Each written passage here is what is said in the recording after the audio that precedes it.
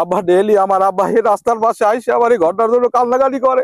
খালি দেখছি আমার আব্বার, খালি আমি আব্বারে কইতেছি আব্বা আল্লাহ আপনার দেবে, আমার কিছু করার নাই।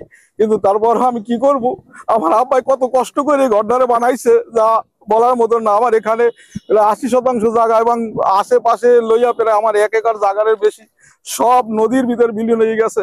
কিন্তু সরকার যদি একটা ভূমিকা নিত তাহলে আমার এখান থেকে কিছু বালুর বস্তা ফেলাইতো, কিন্তু এখন পর্যন্ত আমার এই বাড়ির সামনে দিয়ে কোনো একটা বালুর বস্তা পর্যন্ত ফেলায় নাই। এই জায়গাটা অনেক দূরে ছিল, যে ওই দেখেন আপনি আম গাছটা ছিল, ওই আম গাছটা থেকে অনেক দূরে ছিল। হঠাৎ করে যে ভাঙে যায় 2-3 ঘন্টার ভিতরে মনে করেন বিলীন হয়ে গেছে। আমার এলাকার লোক আইয়া সহযোগিতা করে আমার ঘরের মাল সামান তারা সরাই দিয়েছে। কিন্তু আলহামদুলিল্লাহ আমার ওই বাচ্চা টাচ্চা লইয়ে আমি ঘরের ভিতরে ছিলাম। রাত্র তখন বাজে 2:30 থেকে 2:45 বাজে। ওই সময় পুরোটা আমার ওই পাকের ঘর, আমার গাছপালা সব ভাঙে যাইতেছে। আমার নান হাজার হাজার মানুষ এখন এই বিলীন হয়ে যাইতেছে। গ্রামে যে চলে গেছে, একটা গ্রাম কত বিশাল গ্রাম, নারকেলি, শাঁখাল, নরসিংহা 3টা গ্রামের 12 আনি চলে গেছে। খালি সামান্য একটু আছে, ওই পাশে 2 বাড়ি আছে নারকেলি, এবারে খুলে নরসিংহা গ্রামের 12 আনি চলে গেছে। ঘরের কোনো এই আছে নাকি? সর্বস্তরের জনগণ মিলে এখানে আমরা মানববন্ধন করছি, এটা পাঠানো হয়েছে উপরে। কিন্তু এখন বালুর বস্তা সব পরে যায় ওই মাথায়, কিন্তু আমাদের এখান থেকে বালুর বস্তা পড়ে না।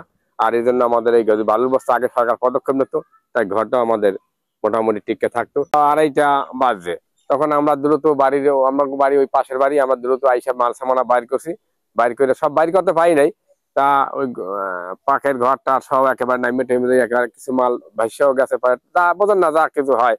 এই সব মাল তার পারি নাই ই করতে, ঈদ মিট যেখানে যা ছিল সবই নদীতে চলে গেছে। মানুষ যদি ঘর দুয়ার চলে যায় তখন তার সান্ত্বনা দেওয়ার মতন আর কোনো ভাষা নাই।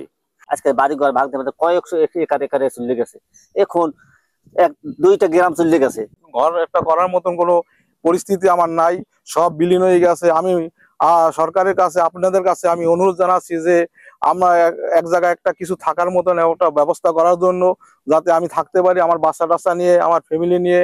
ইউরো মহোদয়ের সাথে মোটামুটি একটা যাওয়া আসা করছেন এবং খোঁজখবর নিচ্ছেন, এবং এখনো অনেক লোক ওখানে ভাঙ্গলগামী, তারা খুব অসহায়ের মধ্যে দিনবোধ করছেন।